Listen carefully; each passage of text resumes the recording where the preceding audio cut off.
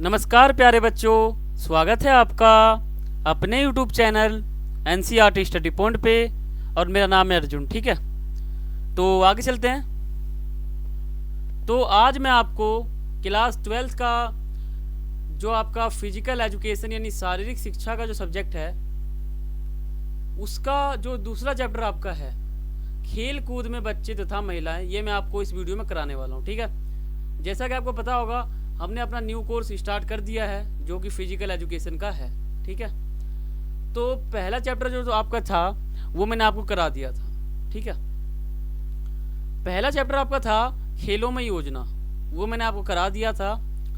और उसका जो फिक्चर बनता है, उसका जो नॉकआउट फिक्चर, लीग टूर्नामेंट का, ये सभी मैंने आपको एक अलग वीडियो में यानी सेपरेट वीडियो में मैंने आपको बता दिया था। ठीक है, तो अगर आपको इम्पोर्टेंट क्वेश्चन देखना है पहले चैप्टर का तो आप वीडियो देख सकते हैं, और चैप्टर पढ़ना है तो आप देख सकते हैं। और उसका अगर फिक्चर अलग से आपको देखना है तो वीडियो हमने बना रखा है, वो आप देख सकते हो। ठीक है, अलग से जो मैंने वीडियो बनाया है वो कुल मिला के 15 मिनट का होगा, ध्यान नहीं है, लेकिन आप उसमें देख सकते हो अच्छी तरह से। ठीक है, तो इस वीडियो में आपको क्लास 12th सेशन 2023-24 का न्यू कोर्स के अकॉर्डिंग जो फिजिकल एजुकेशन का दूसरा चैप्टर है खेल कूद में बच्चे तथा महिलाएं, ये मैं आपको इस वीडियो में कराने वाला हूँ। ठीक है, और मेरा नाम है अर्जुन। ठीक है, तो आगे चलते हैं। और अगर आपका कोई सवाल हो, कोई क्वेरी हो और आप मुझसे पर्सनली पूछना चाहते हो तो आप मुझे फेसबुक और इंस्टाग्राम पर पूछ सकते हो। दोनों का जो यूज़र नेम होता है वो आप सभी के सामने लिखा हुआ है। ठीक है, आप इंस्टाग्राम पर जाओगे, मेरा यूज़र नेम सर्च करोगे तो कुछ इस प्रकार का इंटरफेस आपके सामने ओपन हो जाएगा। आप मुझे वहाँ फॉलो कर लेना, और आपका कोई भी सवाल हो, कोई भी क्वेरी हो तो आप मुझसे मैसेज करके पूछ सकते हो। ठीक है, तो चलते हैं आगे।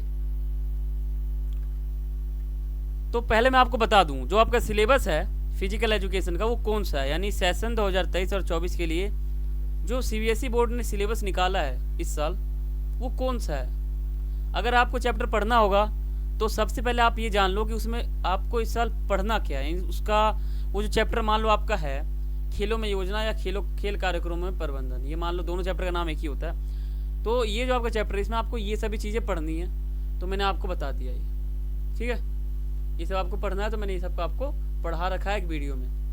ठीक है, तो आप ये पहले देख लेना। अगर कोई भी चैप्टर आप पढ़ोगे तो पहले ये देखना कि उस चैप्टर में आपको पढ़ना क्या है, यानी CBSE बोर्ड ने उसमें पढ़ने के लिए दिया क्या है। ये सभी आपके टॉपिक्स हैं जो आपको पढ़ना है इस साल। ठीक है, तो मैंने ये आपका जो पहला चैप्टर है ये मैंने आपको करा दिया था कंप्लीट। तो और आज मैं आपको दूसरा चैप्टर कराऊंगा जो कि आपका है खेलों में बच्चे तथा महिलाएं, या फिर खेल में बच्चों की भूमिका, महिलाओं की भूमिका। ठीक है, यही है इस चैप्टर में। तो इसमें आपको पढ़ना क्या है वो आप देख लो। तो इसमें आपको पढ़ना है आसन संबंधी विकृतियाँ, जैसे घुटनों का टकराना, धनुष का टांगे, चपटे पैर, गोल कंधे, आगे की ओर कुबड़, पीछे की ओर कुबड़, स्क्योलोसिस, या फिर और इसके जो सुधारात्मक जो उपाय हैं, यानी मान लो किसी भी व्यक्ति को ये सब चीज़ हो जाए, ये विकृतियाँ हो जाए, तो इसको सुधार कैसे सकता है वो व्यक्ति, तो उसके उपाय भी आप इसमें पढ़ोगे। यानी आपको ये सब टॉपिक पढ़ने हैं।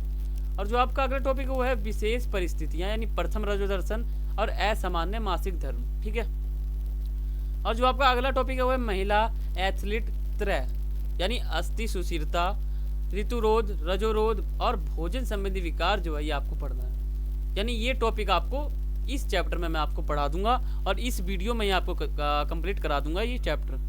वीडियो थोड़ा लंबा हो सकता है, लेकिन इसमें मैं आपको पूरा डीप बताऊंगा, पूरा क्लियर वाइज एकदम क्लियर बताऊंगा। ठीक है, ताकि आप ये चैप्टर कभी भूलोगे ही नहीं, एक बार पढ़ लोगे आप दूसरों को भी पढ़ाओगे। तो शुरू करते हैं अपना चैप्टर खेलों में बच्चे तथा महिलाएं। तो पहले आप इसमें ये पढ़ लो कि गामक विकास किसे कहते हैं। गामक मतलब होता है बच्चा, विकास मतलब होता है विकास होना। यानी गामक विकास कहते किसे हैं, क्या है गामक विकास, समझ रहे हो। तो देखो, शिशु की अस्थियों तथा मांसपेशियों के विकास के कारण उनकी शारीरिक गतिविधियों को करने की क्षमता को गामक विकास कहते हैं। मान लो कोई बच्चा है 2 साल का, 1 साल का, 2.5 साल का, उसका जब हड्डियों का उसका जब विकास हो जाएगा तो वो जब शारीरिक कार्य कर पाएगा। यानी मान लो एक छोटा सा बच्चा है 1 साल का, उसका जब हड्डियाँ जो है, जो उसका अस्थियाँ हैं, उसका जब विकास हो जाएगा तो तब वो अपना शारीरिक क्रियाएं जब करेगा तो उसी को कहेंगे हम कि गामक विकास हो चुका है, यानी बच्चों का विकास हो चुका है। ठीक है, समझ गए। गामक मान ले बच्चा और विकास मतलब विकास होना, यानी बच्चे का जब हड्डियाँ हैं, अस्थियाँ हैं, उसका जब विकास हो जाता है उसी को कहते हैं गामक विकास। और कैसे पता चलेगा कि गामक विकास हो चुका है? अगर बच्चा बैठना सीख जाता है, चलना सीख जाता है, दौड़ना, लिखना, पढ़ना, ड्राइंग, यानी ये सब चीज़ अगर बच्चा कर लेता है तो आप समझो कि उसका गामक विकास हो चुका है। ठीक है, तो आप गामक विकास का अर्थ समझ गए। गामक विकास के प्रकार दो हैं, पहला है स्थूल गामक विकास और दूसरा है सूक्ष्म गामक विकास।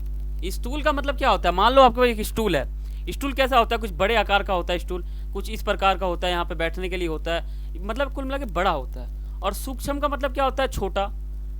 यानी स्थूल का मतलब होता है बड़ा, स्थूल का मतलब होता है बड़ा, यानी गामक विकास बड़ा होता है। ठीक है, गामक विकास का मतलब क्या होता है कि एक बच्चा जब भी वो जब शारीरिक क्रिया कर लेता है, उसका जो अस्थियाँ उसका विकास हो जाता है, तो इसे हम कहते हैं गामक विकास।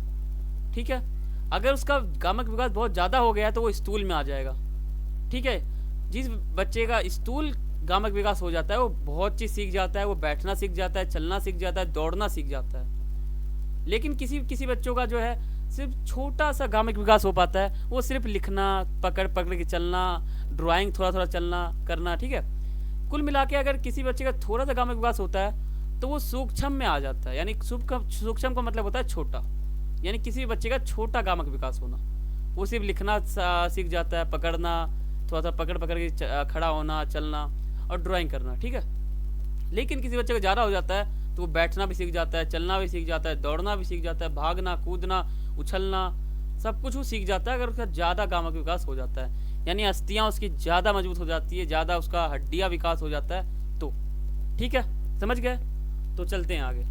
अब आप जान लो कि गामक विकास जो है इसको प्रभावित करने वाले कारक कौन से हैं। यानी कुछ ऐसे कारक हैं जो बच्चों को गामक विकास करने के लिए प्रोत्साहन करते हैं या प्रोत्साहित करते हैं। यानी अगर कोई बच्चा अपना गामक विकास कर रहा है तो किन कारकों से वो करेगा, यानी कुछ ऐसे कारक होंगे, अगर बच्चा अगर वो अपनाएगा कारक तो वो अपना गामक विकास कर सकता है। तो वो कारक कौन से, यानी गामक विकास करने के लिए कुछ कारक हैं जो गामक विकास पर निर्भर करते हैं। वो कारक कौन कौन से हैं वो मैं आपको इस वीडियो में बताऊंगा। तो देखो, पहला है वंशानुक्रम, यानी बच्चों का गामक विकास तथा योग्यता उन जीन्स पर निर्भर करती है जो उनके माता पिता से मिलता है। यानी बच्चे से जो जीन्स मिलता है, जो हौसला या फिर कुछ मिलता है एक तरह से प्रोत्साहन, तो उससे भी निर्भर करता है कि उसका गामक विकास कुछ जल्दी हो जाए। ठीक है, जल्दी हो जाए। तो ये हमारा पहला कारक हो जाएगा। अगर बच्चा ये अगर बच्चे के पास होगा वंशानुक्रम तो उसका गामक विकास बहुत ही जल्दी हो जाएगा। दूसरा वातावरण है, यानी पारिवारिक वातावरण वह सामाजिक कारक बच्चे के गामक विकास को प्रभावित करते हैं, जैसे बच्चे को जोखिम उठाने तथा वातावरण के बारे में जानकारी देना। अगर कोई बच्चा है तो उस बच्चे को अगर शुरू में सिखा दिया जाए कि ऐसे उछलना है, ऐसे चलना है, ऐसे ड्राइंग करना है, ऐसे कूदना है, ऐसे जाना है, ऐसे आना है, और बचपन में साइकिल सिखा दिया जाए तो उसका गामक विकास बहुत ज़्यादा हो जाएगा। ठीक है, यानी वातावरण भी जो है बहुत ही निर्भर करता है कि बच्चे के आसपास का जो वातावरण है वो किस प्रकार का है। अगर बच्चे को साइकिल सिखाया जाता है कम उम्र में तो उसका गामक विकास बहुत तेज़ी से होगा और उसके अस्थियों का विकास भी बहुत ही तेज़ी से होगा। दूसरा कारक हमारा हो जाएगा वातावरण। ठीक है, तो आगे चलते हैं। जो आपका तीसरा कारण हो जाएगा वो हो जाएगा पोषण, यानी बच्चों को अगर कुछ पोषण मिल जाए अच्छा तो उसका गामक विकास बहुत ही तेज़ी से होगा। किसी भी व्यक्ति का विकास उसके पोषण पर निर्भर करती है, इसलिए इसे पौष्टिक खाना मिलना चाहिए। ठीक है, पौष्टिक खाना मिलेगा तो उसका गामक विकास हो जाएगा। ठीक है, तो ये होगा। तो पोषण जो है ये भी निर्भर करता है बच्चे के गामक विकास होने का। ठीक है, तो आप ये ध्यान रखो। चौथा आपका है मोटापा। अगर कोई बच्चे मोटे होते हैं, ठीक है, तो उनको अवसर नहीं मिलता। अधिक मोटे बच्चे गामक विकास से संबंधित कार्यक्रमों में भाग नहीं ले पाते। ऐसे कुछ कार्यक्रम हैं जिनमें अगर बच्चा भाग लेगा तो उसका गामक विकास बहुत ही तेज़ी से होगा। लेकिन कुछ मोटे बच्चे होते हैं जो खेल कार्यक्रमों में जो भाग नहीं ले पाते, इंटरेस्ट उनका नहीं होता, इस वजह से उनका गामक विकास नहीं होता। मान लो यहाँ साइकिल चलाने का रेस हो रहा है, ठीक है, और साइकिल चलाने से बच्चे का गामक विकास बहुत ही तेज़ी से होगा। लेकिन कुछ मोटे बच्चे भी हैं जिनको इस साइकिल चलाने वाले खेल में कोई इंटरेस्ट नहीं है। वो सोच रहे हैं कि मैं साइकिल चलाऊंगा, मैं थक जाऊंगा, गिर जाऊंगा, चोट लग जाएगा, तो वो लोग नहीं चलाते। तो उनका नुकसान हो जाता है, उनका गामक विकास नहीं हो पाता, बहुत ही तेजी से, बहुत ही रुक जाता है, हो ही नहीं पाता। ठीक है, तो मोटापा जो है ये भी गामक विकास को प्रभावित करता है। ठीक है, किसी भी बच्चे में अगर गामक विकास करना है तो मोटापा नहीं होना चाहिए। ठीक है,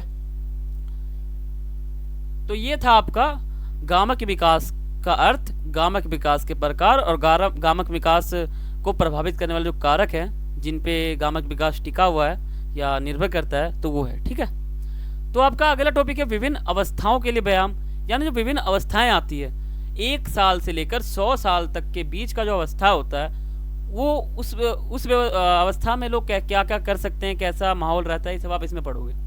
तो विभिन्न अवस्थाओं के लिए व्यायाम, तो आपको पहले ये बताना होना चाहिए कि अवस्थाएं कितनी होती है। तो देखो, पहला हमारा अवस्था होता है शेष अवस्था। 1 से 2 वर्ष के बीच जो है वो शेष अवस्था होता है। इस अवस्था में बैठने, रेंगने, चलने वाले व्यायाम करने चाहिए। ठीक है, यानी किसी भी व्यक्ति का मान लो इसका, ठीक है, किसी भी व्यक्ति का उम्र है 1 साल या 2 साल, तो उसका जो अवस्था है वो शेष अवस्था होगा, और उसको जो है बैठने, रेंगने, चलने, इस प्रकार के व्यायाम करने चाहिए। ठीक है, मैं आपको टॉपिक बता रहा हूँ कि अवस्थाओं के लिए, यानी किसी भी कोई भी अवस्था हो तो उसमें किस प्रकार के व्यायाम करने चाहिए, मैं आपको ये बता रहा हूँ। ठीक है, और दूसरा हमारा आ जाता है बाल्यावस्था, यानी 3 साल से लेकर 11 साल के बीच का समय होता है बाल्यावस्था। बाल्यावस्था में मध्यम दर्ज के व्यायाम कराए जाने चाहिए। ठीक है, जैसे कि रस्सी कूदना, टेनिस, पार्क में दौड़ अथवा फुटबॉल, इस प्रकार की गेम जो है ये बाल्यावस्था में कराना चाहिए, जो कि 3 वर्ष से 11 वर्ष के बीच होता है। ठीक है, ये आप ये समझ गए कि शेष अवस्था में किस प्रकार के व्यायाम होने चाहिए और बाल्यावस्था में किस प्रकार के होने चाहिए। ठीक है, तो चलते हैं आगे। आगे आपका आ जाएगा किशोरावस्था। किशोरावस्था का समय होता है 12 से 18 वर्ष। 12 से 18 साल के बीच का जो समय होता है इसको किशोरावस्था कहते हैं, या फिर टीनएजर भी कहते हैं इंग्लिश में। तो इस प्रकार की ये जो अवस्था है, इस प्रकार ये जो अवस्था है, मान लो इस अवस्था में व्यक्ति को किस प्रकार का व्यायाम करना चाहिए। तो देखो, प्रतिदिन 1 घंटे तक व्यायाम करना चाहिए। फुटबॉल, क्रिकेट, तैराकी मतलब जो नदी में जो तैरते हैं वो। ठीक है, तो इस प्रकार के व्यायाम जो है इस अवस्था में करने चाहिए। ठीक है, किस अवस्था में? किशोरावस्था यानी टीनेजर में, जो कि 12 से 18 वर्ष का होता है। अगला आपका है युवावस्था। 19 से 40 वर्ष के बीच का जो समय होता है इसको कहते हैं युवावस्था।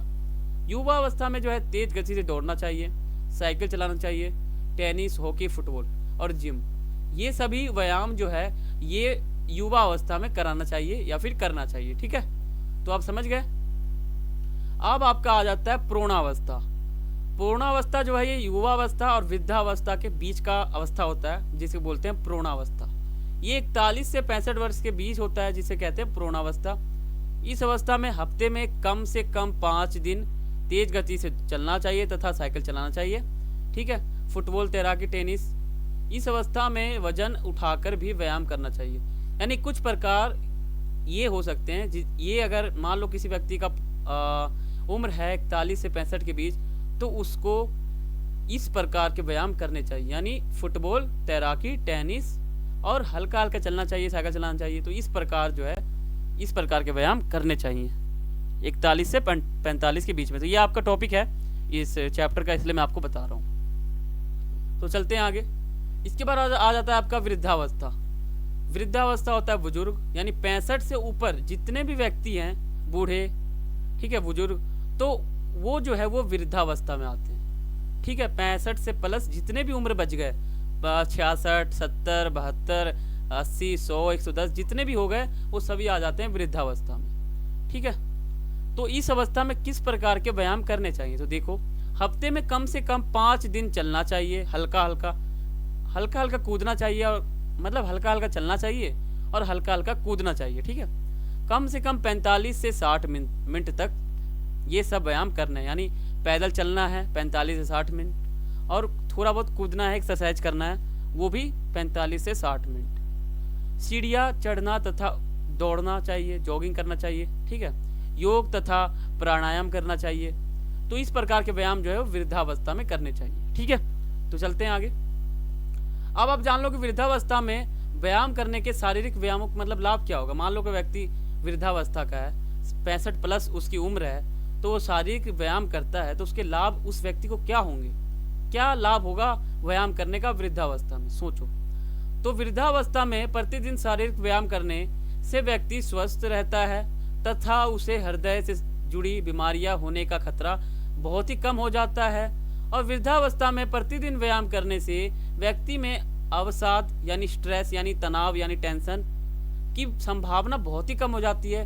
व्यक्ति खुश रहता है। वृद्धावस्था प्रतिदिन व्यायाम करने से जीवन शैली यानी हमारा लाइफ स्टाइल जो है उससे संबंधित जो रोग हो जाते हैं, जैसे मधुमेह हो जाता है, कैंसर हो जाता है, उच्च रक्तचाप यानी हाई ब्लड प्रेशर हो जाता है, जैसी बीमारियों का खतरा जो है वो बहुत ही कम हो जाता है। यानी मान लो किसी व्यक्ति का उम्र है 65 प्लस, अगर वो व्यक्ति प्रतिदिन व्यायाम करेगा तो उसका जो तनाव है, जो टेंशन है वो कम होगा, व्यक्ति खुश होगा, ठीक है। बीमारियां, हृदय से जुड़ी हुई जो बीमारियां होंगी वो कम हो जाएंगी। कैंसर, मधुमेह, उच्च रक्तचाप, मोटापा ये सभी कम हो जाएगा, ठीक है।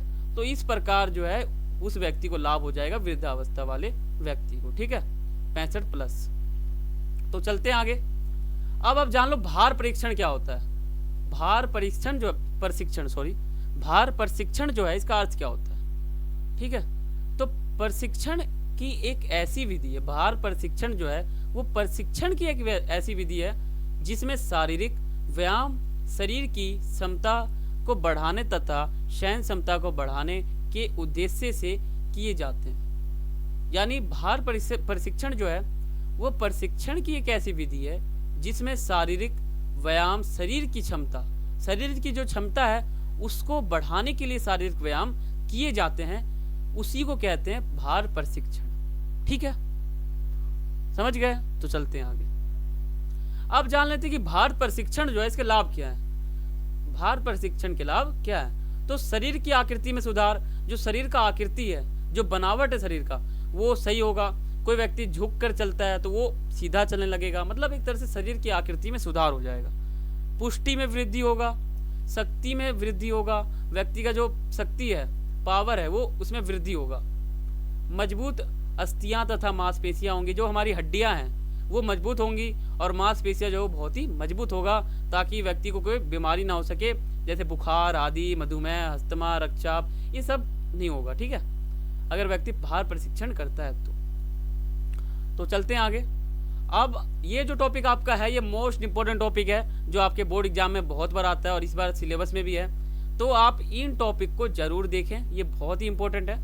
तो अनुचित आसन के कारण, देखो आसन क्या होता है, देखो जब भी कोई व्यक्ति का जो आसन या मान लो कोई तरीका है खड़े होने का, मान लो ये व्यक्ति बिल्कुल सही खड़ा हो रहा है, ये सब झुक रहा है, तो ये इसका आसन कैसे बिगड़ गया, ये टेढ़ा क्यों खड़ा हो रहा है, ठीक है। उचित का मतलब क्या होता है सही, अनुचित का मतलब क्या होता है गलत। यानी गलत आसन के कारण क्या है, यानी व्यक्ति गलत तरीके से खड़ा क्यों हो रहा है, उसके कारण क्या है। मान लो ये ए नंबर वाला व्यक्ति है, ये बिल्कुल सही खड़ा होता है, एकदम सीधा, एकदम सही खड़ा होता है, और बी नंबर वाला व्यक्ति वो बहुत ही टेढ़ा खड़ा हो जाता है, सीना झुका हुआ है, नीचे की ओर झुका हुआ है। तो ये जो आसन है बी वाले व्यक्ति का, ये अनुचित आसन है, उचित नहीं है, अनुचित है। तो अनुचित आसन बी वाले व्यक्ति का क्यों हो गया, ए वाले का तो बिल्कुल सही है, बी वाले का ऐसा क्यों हो गया। तो कारण क्या है, कारण है हमारा चोट। अगर बी वाले व्यक्ति को चोट लगा हुआ है तो उसका आसन बिगड़ेगा, लेकिन ए वाले को नहीं लगा हुआ चोट तो उसका नहीं बिगड़ेगा। मैं आपको उदाहरण दे के समझा रहा हूँ, ठीक है। कई बार चोट लगने के कारण मनुष्य के शारीरिक संतुलन बिगड़ जाते हैं, जिससे उसका आसन जो है वो बहुत बिगड़ जाता है। मान लो किसी व्यक्ति को चोट लग रखा है पैर में, तो वो व्यक्ति सीधा खड़ा नहीं हो पाएगा, यानी उसका आसन जो है वो अनुचित हो जाएगा, खराब हो जाएगा। क्यों हो जाएगा, तो उसको चोट लगा हुआ है। बीमारी, कई बार बीमारी के कारण हमारी अस्थियां जो है यानी हड्डियां जो हैं तथा मांसपेशियां कमजोर हो जाती है, जिस वजह से आसन बिगड़ जाते हैं। मान लो कोई व्यक्ति है उसको बीमारी हो गया है, ठीक है, बीमार है, ठीक है, तो वो जो है उसका आसन बहुत ही बिगड़ गया है, वो सीधा खड़ा नहीं हो पा रहा, या चल नहीं पा रहा, या दौड़ नहीं पा रहा, तो उसका आसन बिगड़ गया है। यानी आम व्यक्ति की तुलना में उस व्यक्ति का जो शरीर है वो बिगड़ गया है, अनुचित हो गया। तो क्यों हो गया, बीमारी के कारण, ठीक है। तो यानी बीमारी भी जो है व्यक्ति को अनुचित आसन प्रदान करता है या फिर कर देता है, ठीक है। चलते हैं आगे। अब आप जान लो वंशानुक्रम, यानी कई बार बच्चे के माता पिता का आसन कोई बीमारी या अन्य कारणों से अनुचित होता है तो इसका असर उसके बच्चे पे पड़ता है। यानी मान लो कोई भी बच्चा है, उसके माता पिता का जो आसन है या फिर मान लो खराब है, मान लो वो टेढ़े चलते हैं या पैर ऐसे मुड़ा हुआ है, तो उसके बच्चे पर भी उसका असर पड़ जाता है, यानी उसका बच्चा भी जो है उसका भी पैर मुड़ा रहता है। तो ये भी एक कारण हो जाएगा वंशानुक्रम, ठीक है। वंशानुक्रम भी जो है एक कारण हो जाएगा जिसकी वजह से जो है बच्चे का या व्यक्ति का जो आसन है वो बिगड़ता है। यानी माता पिता का अगर बिगड़ा रहेगा तो बच्चे का भी बिगड़ेगा, ये भी एक कारण हो गया। अगला है मोटापा। कई बार मोटापे के कारण शरीर का संतुलन बिगड़ जाता है, जिस वजह से उसका आसन बिगड़ जाता है। कई बार किसी व्यक्ति का मान लो पेट निकल जाता है, वो मोटा हो जाता है, फैट आ जाता है उसके शरीर में, ठीक है, मोटापा बढ़ जाता है, तो उसका जो आसन है वो बिगड़ जाता है, वो टेढ़ा चलने लग जाता है, या फिर वो झुक के चलता है, या चल नहीं पाता है, या फिर बहुत कम तेज चलता है, या चलता है तो उसका सांस फूल जाता है, यानी आसन बिगड़ जाता है। ये मोटापा भी एक कारण हो सकता है, ठीक है। तो चलते हैं आगे।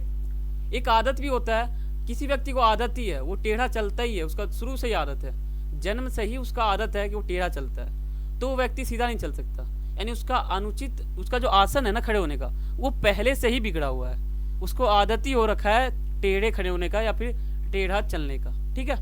तो ये आप पढ़ भी सकते हो। देखो, कई बार हमारी दोषपूर्ण जीवन शैली तथा उठने बैठने की खराब इस आदत के कारण हमारा आसन बिगड़ जाता है, ये भी एक प्रमुख कारण है, ठीक है। तो चलते हैं आगे।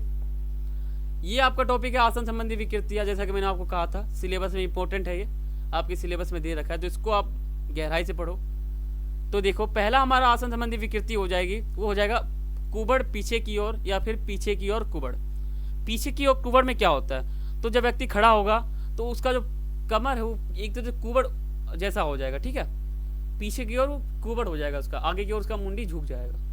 तो इसमें रीढ़ की हड्डी पीछे की ओर झुक जाती है। जो रीढ़ का हड्डी मान लो ये है, ये पीछे की ओर झुक जाएगी, थोड़ी सी झुक जाएगी, ठीक है, और झुक जाती है, और जिसके कारण छाती दबी रहती है। मान लो कोई व्यक्ति यहाँ पे सीधा खड़ा है, ये रीढ़ की हड्डी से थोड़ी पीछे झुकी हुई है, तो उसका जो छाती है वो थोड़ा सा दब जाएगा, यानी पूरा ये पीछे की ओर झुक जाएगा, ठीक है।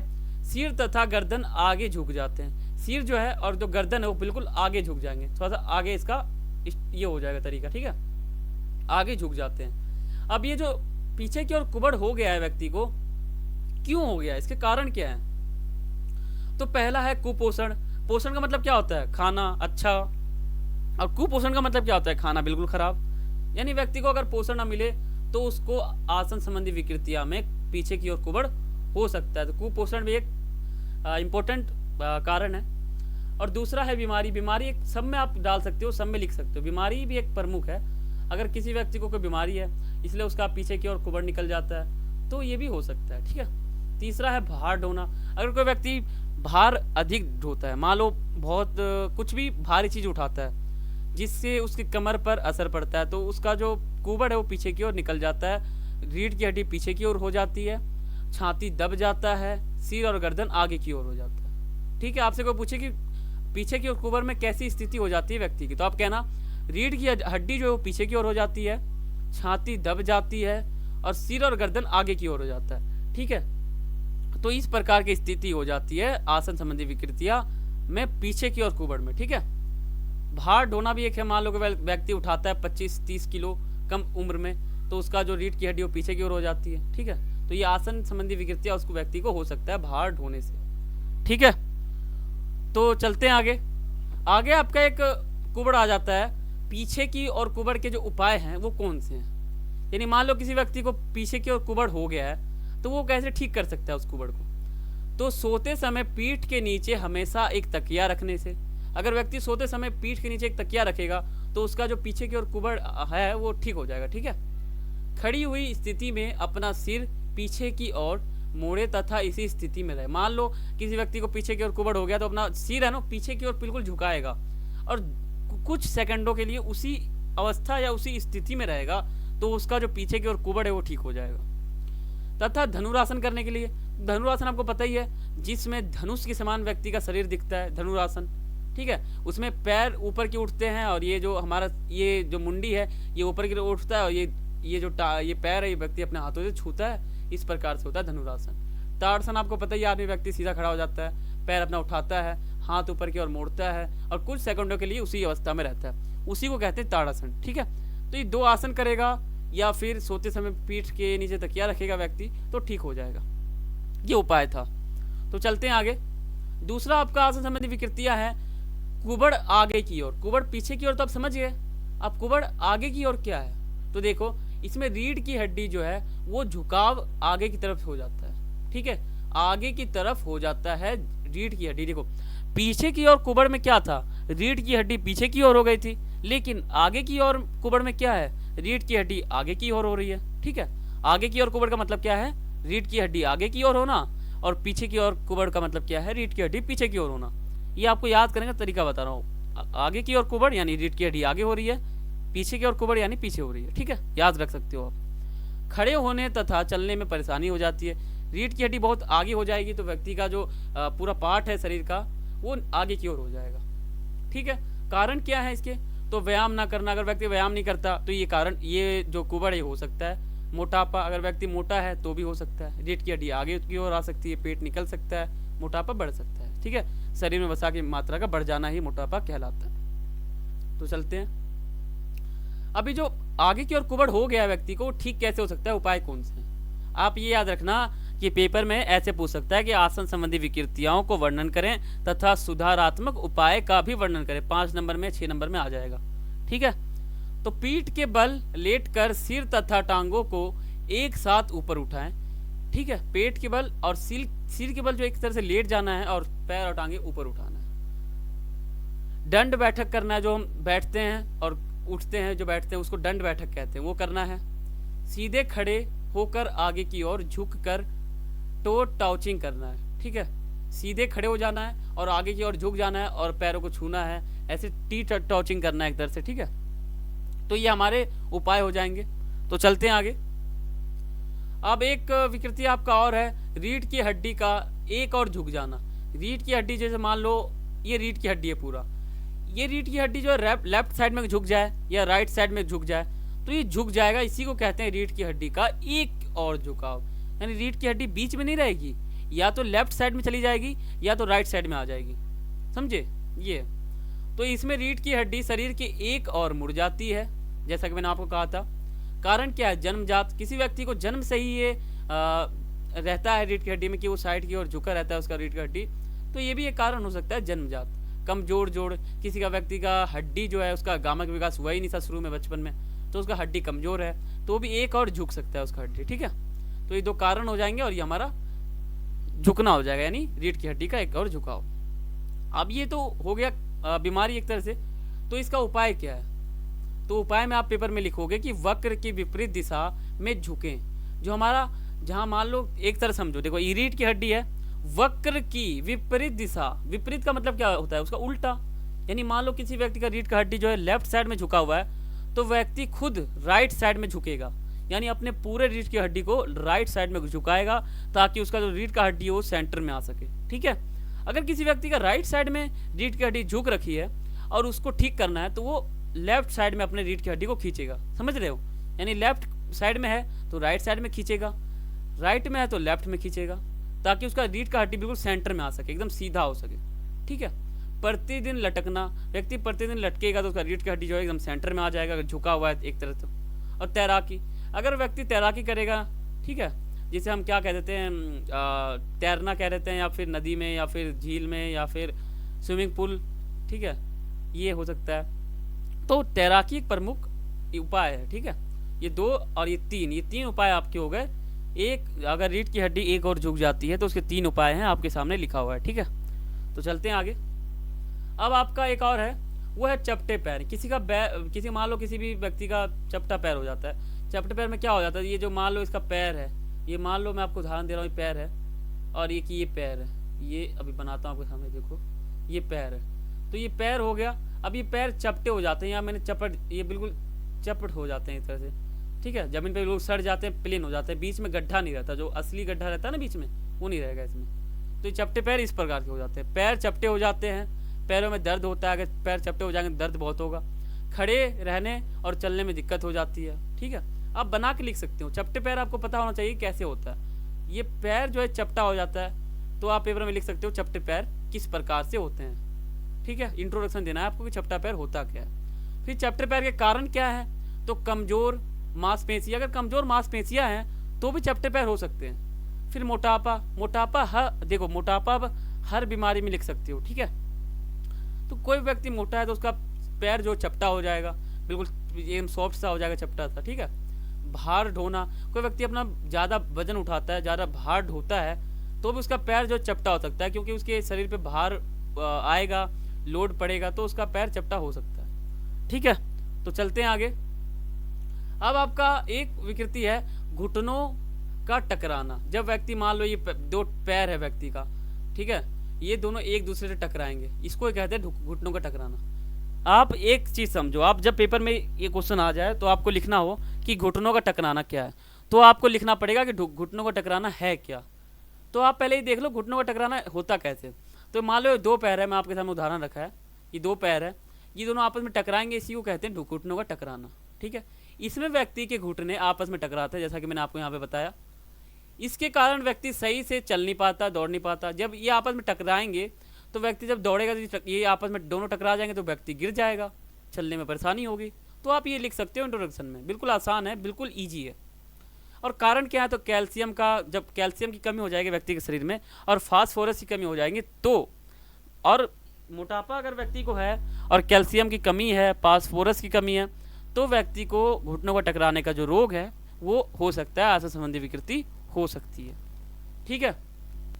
तो हमारा अगला जो विकृति है वो है धनुष्कार टांगे।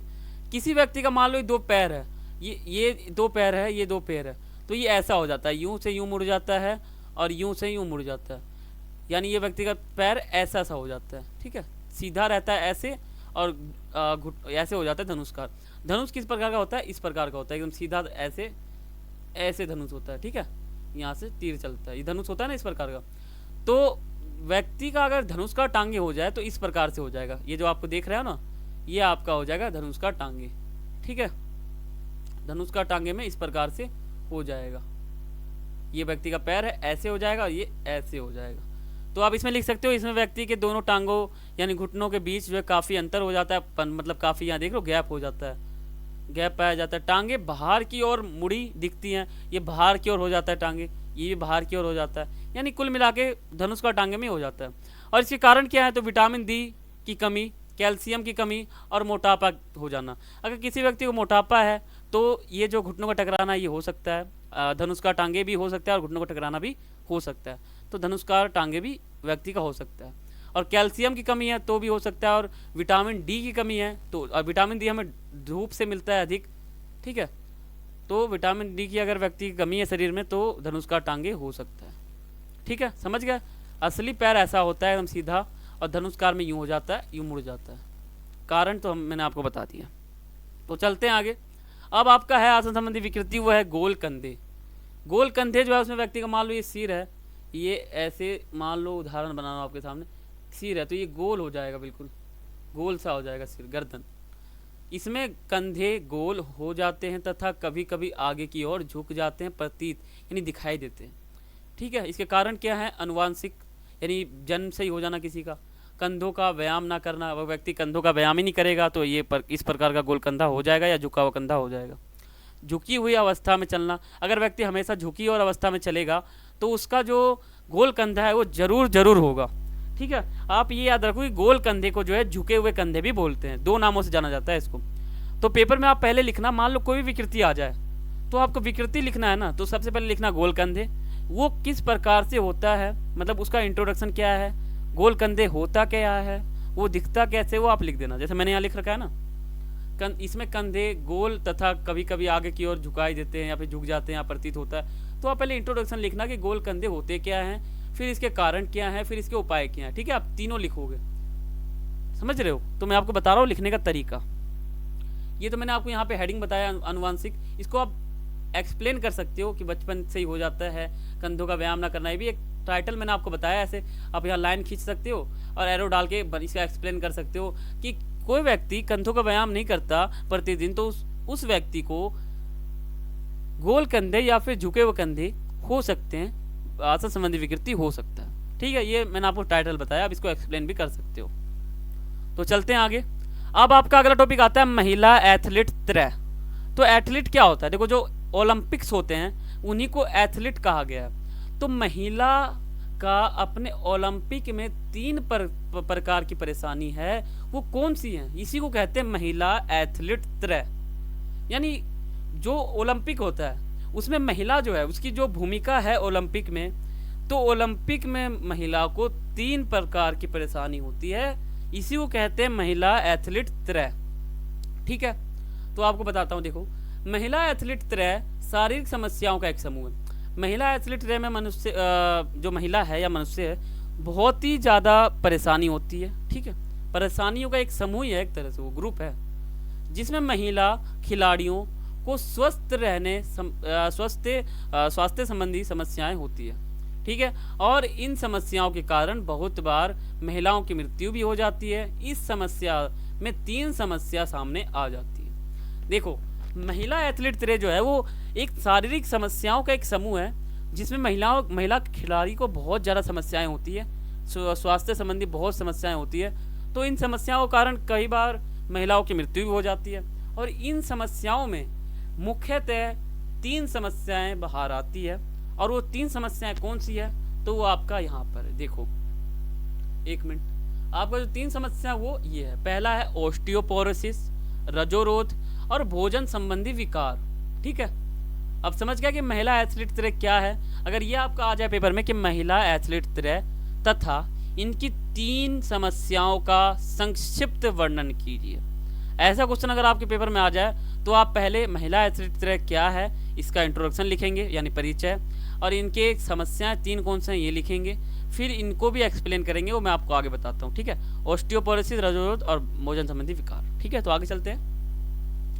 तो आप ये समझो, ओस्टियोपोरोसिस का मतलब क्या होता है? ओस्टियोपोरोसिस का मतलब होता है वह बीमारी जो हड्डियों से जुड़ी होती है, उसे ही कहते हैं ओस्टियोपोरोसिस। तो इस रोग को अस्थि सुशीरता, देखो, ओस्टियोपोरोसिस को दूसरे नाम से जाना जाता है जिसे कहते हैं अस्थि सुशीरता। अस्थि सुशीरता को ओस्टियोपोरोसिस भी कहते हैं और ओस्टियोपोरोसिस को अस्थि सुशीरता भी कहते हैं। यह हड्डियों से जुड़ा एक रोग है, आपको मैंने बताया, जिसमें हड्डियां बहुत ज़्यादा कमज़ोर हो जाती है तथा हल्का सा झटका लगने से ही हड्डियां टूट सकती है। इस रोग को हड्डियों में बहुत ज़्यादा दर्द होता है, मतलब ये रोग व्यक्ति को हो जाए तो हड्डियों में बहुत दर्द होगा, हल्का सा झटका लगने से टूट सकता है, और ये हड्डियों से जुड़ा हुआ एक रोग है। इसे अस्थि सुशीरता भी कहते हैं और ओस्टियोपोरोसिस भी कहते हैं। आप इसको एक्सप्लेन कर सकते हो, ओस्टियोपोरोसिस लिख सकते हो यहाँ पे आप एरो डाल के, और इसको एक्सप्लेन कर सकते हो पूरा। ठीक है, जो मैंने यहाँ पे लिख रखा है आप लिख देना कि ओस्टियोपोरोसिस को अस्थि सुशीरता भी कहते हैं, हड्डियों से जुड़ा एक रोग है, इसके कारण हड्डियों में एक झटका लगने से हड्डियाँ टूट सकती है। ठीक है, हड्डियों में दर्द होता है, हड्डियाँ कमजोर हो जाती है, सब आप लिख सकते हो। ठीक है, दूसरा आपका है रजोरोध, जैसा कि मैंने आपको पीछे बताया था ना, दूसरा आपका है रजोरोध, इसे अनार्तव भी कहते हैं। ठीक है, अनार्तव, ये भी आप इसको कह सकते हो, दूसरे नाम से इसको भी जाना जाता है। तो यह महिलाओं में एक ऐसी समस्या होती है जिसमें महिलाओं की आयु होने के बाद भी उनमें मासिक स्राव नहीं होता, यानी स्टार्ट नहीं होता, और मासिक धर्म रुक जाता है। यह समस्या महिला खिलाड़ियों के लिए बहुत कष्टदायक होता है। अगर मान लो महिला का उम्र हो गया है, मासिक धर्म स्टार्ट नहीं हुआ है, तो महिला को बहुत ही परेशानी हो सकती है, बहुत ही कष्ट हो सकता है। ठीक है, तो ये आप इसमें एक्सप्लेन कर सकते हो पूरा। ठीक है, तो चलते हैं आगे। आगे आपका आ जाता है भोजन संबंधी विकार। भोजन का मतलब क्या होता है? खाना। संबंधी क्या होता है? उससे जुड़ा हुआ। विकार का मतलब क्या होता है? उल्टा। यानी भोजन से संबंधी कुछ ऐसे परेशानी है, उन्हीं को भोजन संबंधी विकार कहते हैं। तो देखो, आप इसको जब लिखोगे तीसरे समस्याओं को, आपको मैंने समस्या बताया 3 है। पहला अनार्तव, उसे हम कह देते हैं, उसका जो हमारा नाम था वो रजोरोध भी इसको कह देते हैं, और ओस्टियोपोरोसिस था आपका पहला, उसको हम अस्थि सुशीरता भी कह देते हैं। तो 2 आपके वहाँ हो गए, और तीसरा आपके यहाँ हो गया भोजन संबंधी विकार।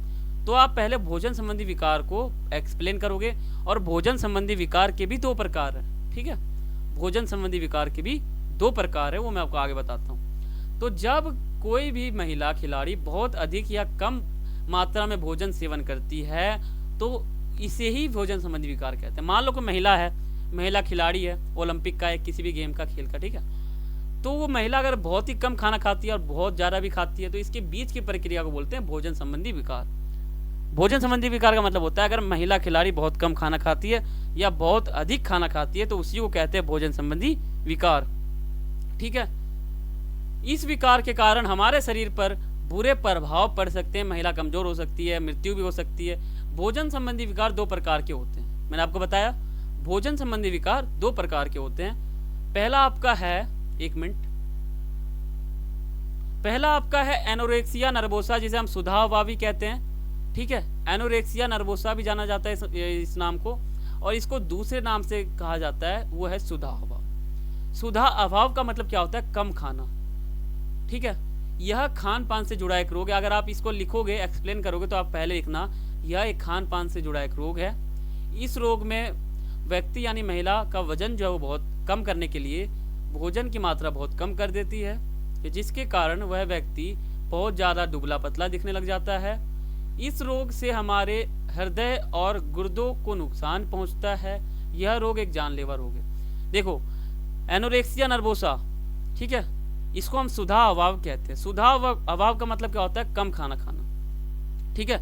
सुधाअभाव जो है, इसमें महिला, ये खाना से एक तरह से खान पान से जुड़ा हुआ एक रोग है, जिसमें महिला बहुत कम खाना खाती है, ठीक है। वजन कम करने के लिए बहुत ही कम खाना खाती है, जिससे महिला जो है, महिला खिलाड़ी दुबली पतली दिखती है। और ये इस प्रकार करने से जो महिला की शरीर है, हृदय है, उस और जो गुर्दे हैं उसको नुकसान पहुंच सकता है। यह रोग एक जानलेवा रोग है, ठीक है। तो आप इस प्रकार से एक्सप्लेन कर सकते हो। और जो दूसरा आपका प्रकार है वो है अति सुधाअभाव। देखो, सुधाअभाव का मतलब क्या होता है? खाना कम खाना। अति सुधाअभाव का मतलब क्या होता है? खाना अधिक खाना। आप ये दोनों नाम ऐसे याद रख सकते हो, पता है कैसे? ऐसे याद रखते हो। देखो, सुधाअभाव का मतलब होता है, सुधा मतलब समझ लो कम, आपको ऐसे याद रखना है ना पॉइंट को, तो ऐसे समझ लो। सुधाव का मतलब क्या होता है? कम। और अति का मतलब होता है ज्यादा। अति मतलब ज्यादा, यानी जहां भी सुधा अभाव आ जाए तो आप समझ लेना महिला खिलाड़ी को कम खाना पड़ता है, उसमें कम खाना खाती है। अति सुधा अभाव का मतलब होता है कि महिला अधिक खाना खाती है, ठीक है। तो देखो यहाँ लिखा भी है, यह खान पान से संबंधी, मतलब खान पान से जुड़ी एक मानसिक रोग है। जिस व्यक्ति को यह रोग हो जाता है वह बहुत ज्यादा भोजन करने लग जाता है, ठीक है। अति मतलब होता है ज्यादा। सुधा अभाव का मतलब समझ लो, सुधा मतलब कम समझ लो, अति सुधाव का मतलब समझ लो अति, ठीक है। सुधा अभाव में दो शब्द आते हैं, सुधा और अभाव, लेकिन अति सुधा अभाव में तीन शब्द आते हैं, अति सुधा अभाव, ठीक है। तथा कुछ ही समय बाद उल्टी करने लगती है तथा वजन को कम करने के लिए व्रत रखने लगता है। यानी महिला जो है वो बहुत अधिक भोजन खाती है, फिर वो सोचती है मेरा वजन बढ़ जाएगा वजन, तो उल्टी करने लग जाती है खाने के बाद, और जो है अपना वजन कम करने के लिए व्रत रखती है, ठीक है, ताकि वजन कम हो जाए। तो इससे महिला को परेशानी हो जाती है, शरीर में बहुत ही परेशानी होता है। ये जानलेवा एक रोग है। यह समस्या महिलाओं में अधिक पाई जाती है, पुरुषों में बहुत ही कम पाया जाता है, लेकिन महिलाओं में बहुत ही अधिक पाया जाता है। इस रोग से संबंधित व्यक्ति डिप्रेशन या फिर तनाव में आ सकता है। इस रोग के कारण किडनी की समस्या बढ़ सकती है, किडनी की। इस रोग के कारण शरीर की बनावट बिगड़ सकती है, ठीक है।